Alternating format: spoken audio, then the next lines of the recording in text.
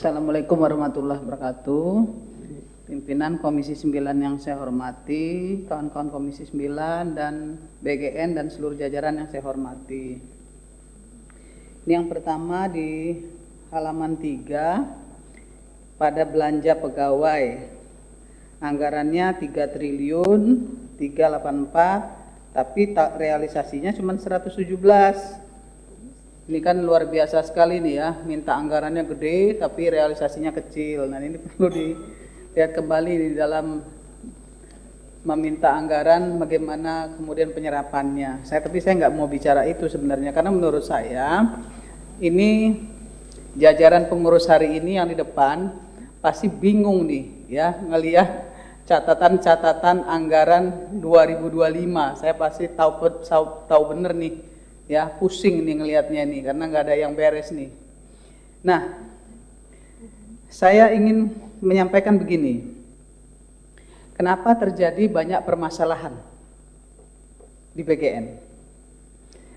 Karena laju peningkatan kerjasama BGN dengan SPPG dan rakyat nih, ya, laju penciptaan atau kerjasama SPPG dan BGN selama ini dengan tidak berbanding lurus, laju peningkatan kerjasama BGN dan SPPG tidak berbanding lurus dengan kontrol terhadap kelayakan SPPG, sehingga banyak terjadi keracunan.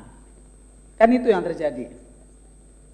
Ya, saya nggak mau bicara angka-angka nih, sudah cukup satu aja nih saya bicara angka, karena saya yakin ibu-ibu bapak yang ada di depan ini pusing nih ngeliatin angka-angka ini sendiri. Nah, kemudian yang kedua, saya memahami pengurus baru tidak gampang untuk menjelaskan laporan keuangan tahun 2025. Tapi yang menjadi fokus saya adalah bagaimana strategi BGN baru, pengurus baru ini menyelesaikan semua masalah yang ditinggalkan oleh pengurus lama. Nah, evaluasi tata kelola seharusnya dilakukan dari sisi fiskal, kemudian administrasi dan SDM. Itu harus dilakukan secara paralel. Nggak bisa tata kelola duluan yang diselesaikan, tapi solusi untuk semua masalah yang ada hari ini tidak juga diselesaikan. Jadi bapak-bapak yang berkompeten hari ini mewakili BGN, Bapak Wakil Kepala BGN berdua, harusnya ya evaluasi tata kelola itu berbanding lurus nih dengan rencana kerja ke depan. Jadi nggak mandek, jadi nggak banyak semua kawan-kawan yang memiliki SPPG teriak-teriak di ruangan ini meminta kepastian, karena berbanding lurus nih antara perbaikan dan jalan keluar yang akan diambil gitu. Ini yang seharusnya dikerjakan oleh BGN hari ini. Kemudian jangan lagi ditambah deh dengan sekolah-sekolah akan membuat dapur baru itu nggak perlu ya. Pak Presiden baru minta dikaji, tapi jangan deh ya, jangan bikin masalah barulah.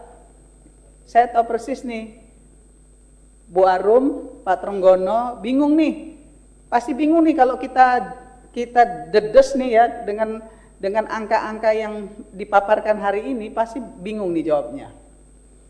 Pasti bingung, nggak tahu tuh ini untuk apa, dipergunakan untuk apa, kenapa harus diambil keputusan seperti ini. Contohnya seperti motor listrik, kemudian tablet, kemudian sepatu dan lain sebagainya, ya kan? Pasti nggak paham Bapak Ibu berdua, saya tahu persis. Jadi menurut saya lebih baik kalau saya pribadi hari ini menyampaikan, ya perbaiki tata kelolanya mulai dari SDM, anggarannya, SDM-nya, ya. Kemudian tata kelolanya. Jadi diperbaiki 3 itu, tapi harus berbanding lurus dengan bagaimana Bapak Ibu menyelesaikan persoalan hari ini yang ada. Sehingga kami di Komisi 9 ini tidak dimarah-marahin sama masyarakat. Komisi 9 membuat regulasi, Komisi 9 memberikan anggaran, Komisi 9 melakukan pengawalan, tapi kejadiannya seperti ini. Ini yang nggak benar nih.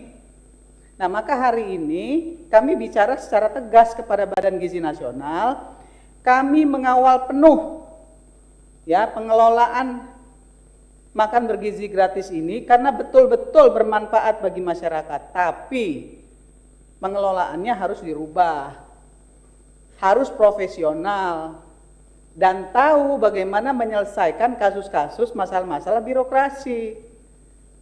Jadi saya pikir itu saja yang ingin saya sampaikan. Saya mendukung penuh perbaikan-perbaikan yang dilakukan, ya, dan bagaimana solusinya ke depan. Tadi kita juga sudah banyak ngobrol, dan saya pikir itu sudah baik untuk kemitraan kita ke depan.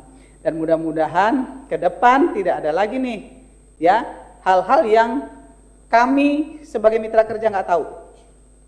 Contoh peraturan presiden, tolong dong kita dikasih tahu.